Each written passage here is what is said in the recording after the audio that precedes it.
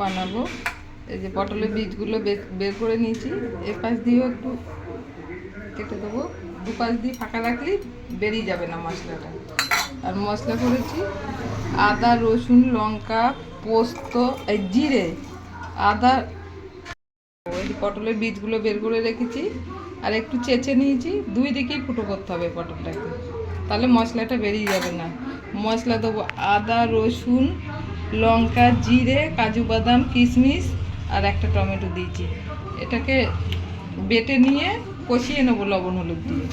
দিয়েছি কড়াই একটু মশলাটাকে কষিয়ে নেওয়ার জন্য।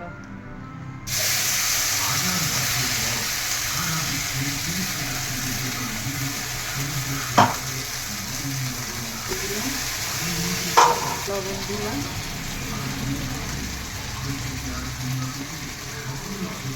হলুদ দিলাম, অল্প কিছু চিনি দিলাম। মশলাটা ভালো করে কষিয়ে নেবো, নিয়ে পটলের মধ্যে ভরে নেবো। তারপরে আবার পটলগুলোকে ভাজবো।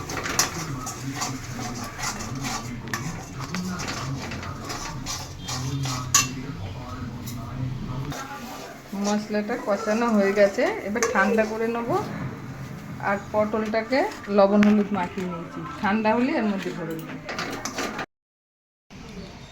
মশলাগুলো এভাবে ভরে নিচ্ছি, আর পিছন দিয়েও কিন্তু কেটে দিয়েছি আমি।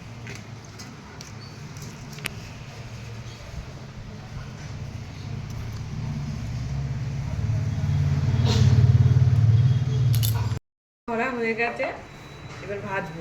দিলাম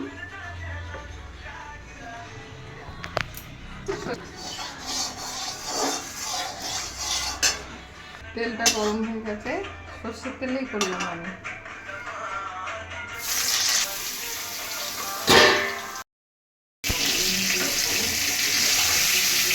হয়ে গেছে, একটু ভাজতে হবে।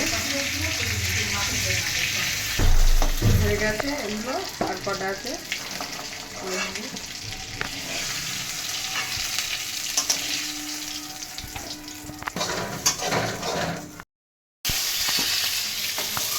হয়ে গেছে পটলের দোরমা।